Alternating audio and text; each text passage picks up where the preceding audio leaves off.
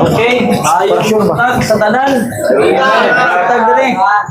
Oh, butag atong tunan karon may tungod sa patay. Importante man na masabtan nato kung sa gyud kahimtang sa tao kung siya mamatay na. So na ay lima ka mga hunahuna sa tao. Kini nga lima lahi-lahi ni sila og kanang pagsabot mahitungod sa kahimtang sa patay. Ang tibuok kalibutan nabahin na siya og hunahuna sa lima. Kung ang tao mamatay, ingon sila na kung ang tao mawad-an na og gininhawa, na ay pagtuo na una, ang mga tao nagtuo na kung ang tao mamatay, ang espiritu kanang gitawag nga reincarnation pa. Halimbawa, karon nga henerasyon, nabuhi ka. Tapos, namatay. Pagkamatay niya, reincarnation, makuan gyapon siya. Kanang, murag, makatawag gyapon siya sa lain na pud na lawas. Naman na sa mga salida, di ba? Sa mga Korean movie. Hari siya kaniadto. Hari siya kaniadto. Tapos natao siya. Dili na siya hari. Lahi na po nang iyang kahimtang sa iyang kinabuhi. So kung utan ka karon, tapos pupri ka, tingali sa sunod na kinabuhi, tingali og dato ka. So una siya gitawag na reincarnation. Ano ipanganak ka utro ba? Sa lahi na po na lawas, lahi na po na itsura na. Ang ikaduha, kung ang tao mamatay, kung ang tao mamatay, ang iyang espiritu muadto sa laing dimension. Laing lugar ba? Mao na siya. Tapos, ingon din napoy uban na kung ang tao mamatay gani, muadto siya sa mga ang iyang espiritu muadto sa mga hayop. Halimbawa, kung dautan ka, katong tao ka, muadto kas iring, muadto kas ilaga, o muadto kas gagmay nga mga hayop. Ano siya ba? So, lahi to siya sa reincarnation. Murag, ubanin lang ng imong espiritu dito sa laing mananap. Dili ka na tao. Sa sunod nga kinabuhi, dili ka na tao. Kumbaga, mananap ka na pud. So, muna siya. Ang uban pod na mga kuan, ang uban pod na mga tinuuhan sa ikatulo, kanang ang tao mawad-an na gani sa ginhawa, ang iyang espiritu magsuroy-suroy. Ang iyang espiritu dili siya muadto sa mga mananap, dili siya i-reincarnate, pero ang tao pag mamatay sa ikatulo, mura ba o kanang halimbawa na may salida Korean movie na naibulong siya nga nganong namatay siya, wa siya kay balo. Pero dito lang siya libot-libot sa istasyon sa tren. Libot-libot lang siya kay dito man siya namatay. Kumbaga, wa na tong iyang lawas, ang iyang espiritu naglakaw-lakaw ra gihapon dito sa istasyon sa tren. Di na siya makadtog lugar dito na gyud siya. So tanang nangamatay sa istasyon sa tren, dito na sila magkakita-kita. Muna siya. Muna siya na ang ikatulo na teorya sa tibuok kalibutan na ang tao pag mamatay, ang iyang espiritu magsuroy-suroy lang. Lahi sa reincarnation o lahi pudtong kanang muadto sa laing dimension. Kumbaga laing kalibutan o murag laing bang lugar ba? Dili sa mga tao. Karon, ang ikaupat, kung ang tao daw mamatay, mawala na yung ang iyang gininhawa, ang uban pagdautan, muadto sa pagdautan, muadto sa impierno dayon. Tapos pagbalaan ka, mudretso kayo ka langit. Tapos kung kanang dili ka kaayo tantong dautan, dili pud ka tantong kanang maayo, munadto unay ka sa purgatorio. So muna siyang ikaupat. No? Ang ikaupat, kung buutan ka, diretso kas langit. Pero kung dautan yung buutan, na langit. Pag kuhan ka po, kanang kung dautan ka, nadto kas impierno. Pero pag dili ka kayo, dautan, dili ka po kayo, kuhan, dito kas purgatorio, muna ikaupat. Ang ikalima, kung ang tao mamatay, ang iyang lawas ilubong, tapos sama siya sa natulog, pagkahuman, pag mubalik ang Ginoo sa pagkabanhaw, banhawon tanang minatay. Muna siya ikaupat, ay kalima. So sa may giingon sa Biblia, unsa man gyud sa lima ka mga tinuuhan sa tao sa tibuok kalibutan, kini na lima di usaragig kamatuoran ani. Oh, lima ka mga hunahuna sa tao may tungod sa kahimtang sa taong namatay, sa lima usara gyud ang tinuod. Oh, 12. 12:7. Unsa may giingon sa 12:7 kung mamatay ang tao? No? O nya ato nang basahon. Pero diri na ita, importante ka ito 12:7. Kung ang tao mamatay, atong basahon ang 12:7 ha. Asa ba tong 17? Ako na imong basa ha. Ingon sa Ecclesiastes 12:7, og ang abog mo balik nganhi sa yuta, ingon kaniadto, og ang espiritu mo balik kadto sa Dios na maoy naghatag nini. So unsa ingon sa Biblia? Kung ang tao mamatay, kung asa siya gikan sa iyang pagbuhat sa Ginoo, ang tao gikan sa abog, mubalik sa yuta. O ang espiritu niya gikan man to sa Ginoo, mubalik dito sa Ginoo. Pero karon ang Biblia diri sa Job, duha ka importante nga pangutana nga makaplagan sa Job Kapitulo 14, 10 o 14. Naay duha ka pangutana nga Biblia ra gihapon ang mutubag. Una nga pangutana, apan ang tao mamatay og igalubog? Oo. Ang gininhawa sa tao mabugto ug hain man siya. Pagkahuman sa tao mamatay, ilubong siya, ang gininhawa niya mabugto, ang pangutana, hain naman siya. Muna unang pangutana. Ikaduhang pangutana, kung ang tao mamatay, mabuhi pa ba siya pag-usab? So muna pangutana ni Job, kung ang tao mamatay, mabugtong yang kinabuhi, ilubong siya, asa naman siya? Ikaduhang pangutana, kung ang tao mamatay, mabuhi pa ba siya pag-usab? So mauna ang pangutana. So karon, kung para matubag ang pangutana, kinahanglan ato unay sayran unsa pagbuhat sa tao. So sumala sa Genesis Kapitulo 2, versikulo 7, ang Ginoo mikuha siyang abog gikan sa yuta, og iya kining gihulma nga tao, og human iya kining gihuypan sa iyang gininhawa aron makabaton og kinabuhi ang usa ka kalag, og pagkahuman nahimo siyang kalag nga may kinabuhi. So naay kuan gitawag nga kalag-kalag, ambot pasabot ng kalag-kalag, dili na nagpista ang mga kalag kay ang tao mao man gyud ang kalag. Kita man gyud ang kalag. Mao gani pag kalag-kalag ang tao gyud ang di ba? Tao man ang magluto, di ba? Magtigom muna siya. Karon gikan sa abog na ay gininhawas kinabuhi, mao na siya ang buhing kalag. Karon walay kinabuhi kung kining duha magkabulag. So ang duha, kung kining gitawag na abog o kinabuhi, di ni siya pwede ang usahan ni walay kinabuhi. Kung abog ra, walay ginhawa, walay espiritu, dili gyud na siya mabuhi.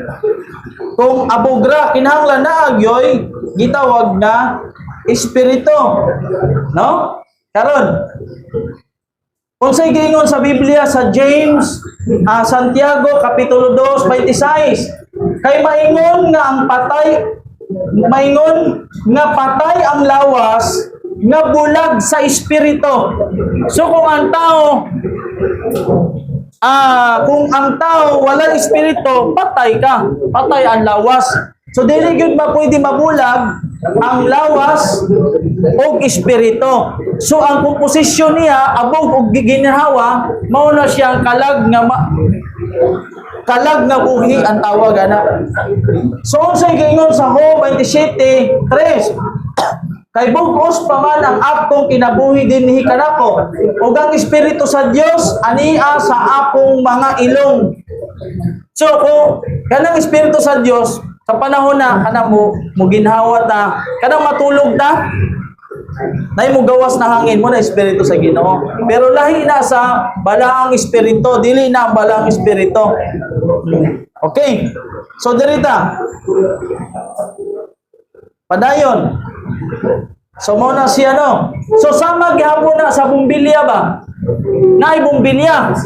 Ang kinabuhi sa tao sama sa bumbilya. So naay bumbilya, ang bumbilya musiga na siya pag naay kuryente. Di na siya musiga pag walay kuryente. So ang bumbilya, kung bumbilya ra di siya musiga. Pag kuryente lang di pud musiga. Kinahanglan naa gyud ang duha. No, bumbilya o ang kuryente. So sama daw na ang kinabuhi. Kung maputol na siya, dili na siya tawgon kalag na may kinabuhi. So mo na siya ang ilustrasyon. So unsa maning kahulugan sa espiritu ug sa kalag? Kung atong tan-awon ang Hebrew word sa espiritu gitawag na siya ruach. Gininhawa, hangin o gitawag nga o sa Greek na siya ay gitawag na poema. Sa Greek poema na ang pasabutan na hangin sa gininhawa. Nganong masipyat yun ang mga tao sa pag-interpret sa Bible? Ngano man? Kay wala man sila magbasa og Hebrew word o Greek word. Mao gani sa mga debate, naidaghang mga debate na permintig yun makuan kay ngano pag-abos pangutana kay balo ba ka sa Greek word, kay balo ka ba sa Hebrew word? Wala man. So kinahanglan gyud nato mugamit ta aning word kining kalag sa Hebrew kay gitawag nefes na ang ibig sabihin sa nefes ay ginhawa ang kinabuhi nga tao. Sa Greek ay suki. Iba no suki, ang suki nila, ang kahulugan ana ay kinabuhi. Kanang suki, gamito na siya sa mga nagkahulugan o prinsipyo sa kinabuhi sa mananap. Kaya mananap na, anong mga kananap na, maghapon ay kinabuhi. So dirita, ang atong gibasa sa Ecclesiastes 12, versikulo 7, okay, 7, ang tao mubalik nadto sa abog dito sa yuta. So karon, ang espiritu ang ginhawa sa kinabuhi o hangin mubalik nadto sa Dios nga mao ang tag-iya niini, ang Dios mao ang tag-iya sa hangin. Karon, unsa man ang kahimtang sa tao kung siya mamatay? Ang iyang una-una, ang tao pag mamatay na, kini atong una-una, di na nimo pangsyon. Dili pareha ba sa natulog na ang taong buhi na natulog mudamguan, pero ang taong mamatay mura ra gyapon siya natulog pero dili na siya magdamgo. Ang tao na buhi tulog siya pero usahay kita makadamgo ta bisan unsa gani atong damguhan no? Usay madamguhan nato atong crush no? Ana. Madamgo sa damgo lang nato madamguhan. Karon, ang tao pag namatay, di na siya makapangsyon ang iyang hunahuna. Mawala na lang atong mga hunahuna kung unsa ang sulod sa atong hunahuna karon. Pag namatay ta, wala, stop na ng hunahuna. Karon, ang tao, ingon dire, ayaw pag-ibutang ang imong pagsalig sa mga prinsipe ni sa mga anak nga lalaki nga kaniya walay panabang. Walang singon. Mugula ang iyang ginhawa sa yuta o siya bumalik siya. Ang tao mamatay, dili na siya mubati o gugma. Mauna ang tao, di na gyud nakauli sa iyang mahal. Di na nakauli sa ilang balay. Kung ang tao mamatay, dili na siya mubati o gugma. Kung ang tao mamatay, dili na siya mubati o gitawag na kasuko. Wala na ng kasuko sa taong patay. O kanang gingaw na kaibog. Ang tao pag namatay siya, mawala na ang kaibog, mawala na ang panimalos. Sumala sa Ecclesiastes 9, versikulo 5 ug 6 hangtod sa 10, kay ang buhi nasayod nga sila mga matay.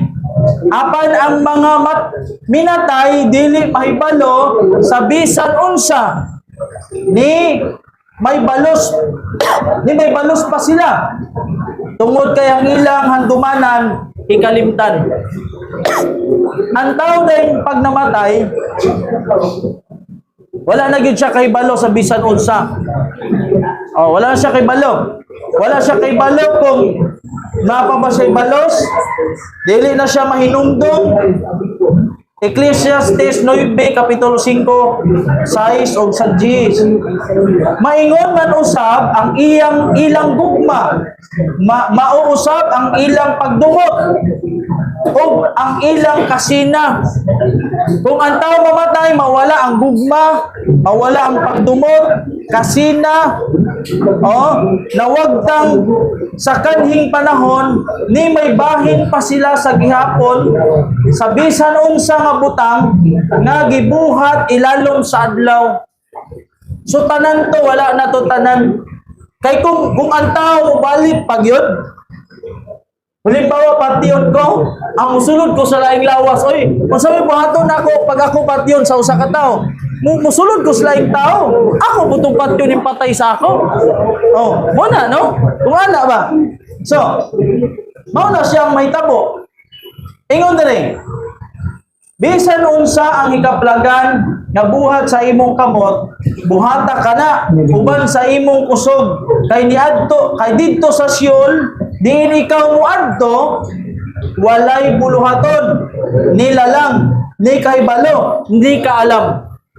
So, ingon ang Ginoo, kung naa daw tay higayon sa pagbuhat, buhaton na gyud nato ang tanan santang buhi kata. Kay kung mamatay na ang tao, kung ang tao mamatay na, wala na may buhat dito. So samtang buhi pa daw ang tao, bisan unsa buhata daw ang angay buhaton. Kay kung panahon na ang tao mabugtuan na sa kinabuhi, wala na yun. Karon, ang taong patay, dili na siya makadaig sa Dios. Hindi na siya makadaig sa Dios. Hindi na siya makapuri. Hindi na siya makapray sa Panginoon. Kay patay naman siya. Ang taong patay, di na siya makadaig sa Dios. Karon, ingon diri ang mga pinatay dili makadaig kang hiuba. Ni maunsa didto ang mga naog ngadto sa hilom. No? Sa dihang ang tao mamatay, maunsa siya? Pag ang tao mamatay, ilubong siya. Usa na siya moskitoruhan og tabla. Kung ang tao mamatay, dato man o pobre, pag namatay, mora gihapon, isulod ra gihapon sa tabla. No? Ang tao maut-ot, ay mong kalabira, tanan. So muna siya, ang tao ilubong yun. Ilubong yun. O sa giingon sa ikaduhang Korinto 11. So pila na lang ni kateksto no kay kining atong makauban kay mulakaw ni sila na ni appointment. Kung ang tao mamatay, mabuhi pa ba siya? Munay pangutana. Mabuhi pa ba ang tao? Sumala sa pangutana sa Job 14:14. Ang kamatayon sama sa usa ka walay damgo nga pagkatulog. So, sama sa ugingon. Ingon ang Ginoo sa Juan 11 kapitulo 11 versikulo 11 ngadto 14. Ingon dire. Gisulti niya kining mga butanga ug unya miingon siya kanila ang atong gigala nga si Lazaro natulog. Apan muadto ako aron sa pagpukaw kaniya gikan sa pagkatulog. So ang terminology di ay sa tao, pag ang tao gani, ang tawag nato sa tao, patay na siya. Pero sa Ginoo, ang term na gamiton sa Ginoo sa tao, natulog. Nganong sa Ginoo natulog man?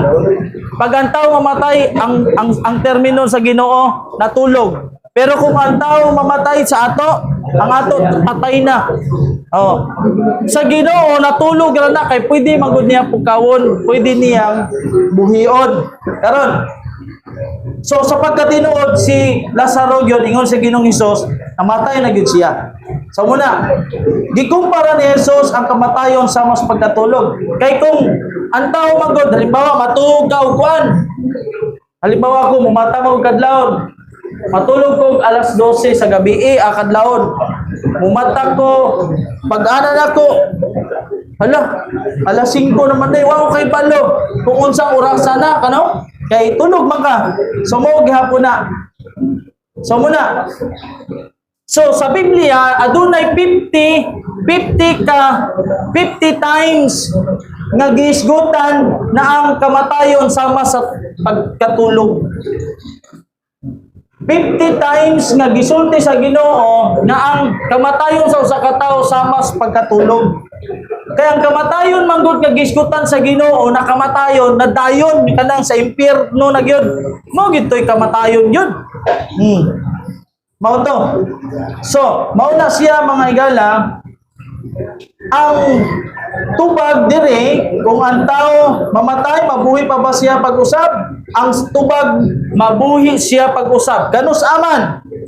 Kung atong basahon ang Biblia, mabuhi siya pag-usab sa panahon sa resurrection of the dead. Asa na siya mabasa?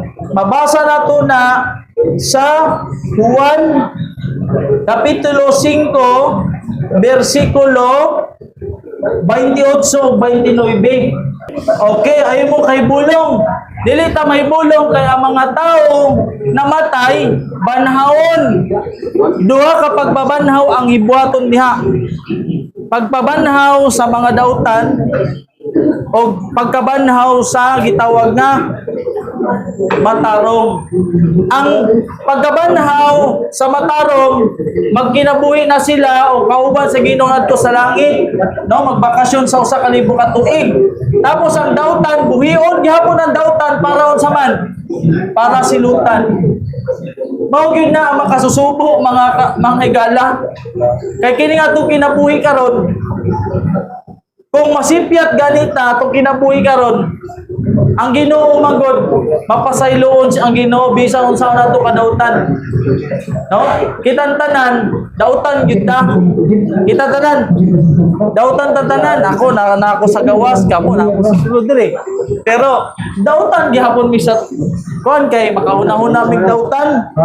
Ana sa among hunahuna makasulti mi, makatan-aw mi. Ana. So, pareha ta sa mata sa Ginoo. Pero kung mubalik ang Ginoo, bisan unsang sa dili pa mubalik ang Ginoo, bisan unsang ang kasala nato, ingon ang Biblia, bisan unsa kapula sa sala sa tao, kung siya magpaubos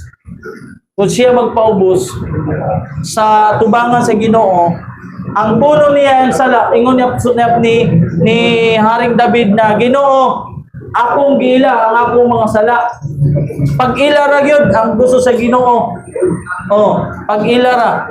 So ang Ginoo mo pasaylo gyud sa madigayaon gayon. Ibig sabihin, dili siya kaparehas tao na kung ang tao pasaylo pag magkuan sublion pa man gyud sa tao. Pero ang Ginoo, mao na siya mga higala.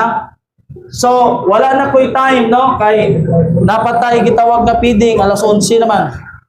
So na ang Ginoo na ay gisaad sa Biblia o tubag sa Biblia na kung ang tao mamatay nadto siya sa lugnanan, so didto na siya murag stop over niya muna to, tapos sama siya sa natulog na walay damgo, tapos pag-abot sa Ginoo, no, banhawon ang dautan o ang matarong, ang dautan banhawon para silutan, ang taong matarong banhawon para mabuhi na walay katapusan. O didto dili na pareha sa ato karon na napaghila, kasakit, na pag-antos, kalistanan. Pero sa pagbuhi na sa Ginoo sa mga matarong, dito na niya daron sa bagong langit o bagong yuta kauban sa Ginoo. Dira ko to mayong mo to sa iyong tanan.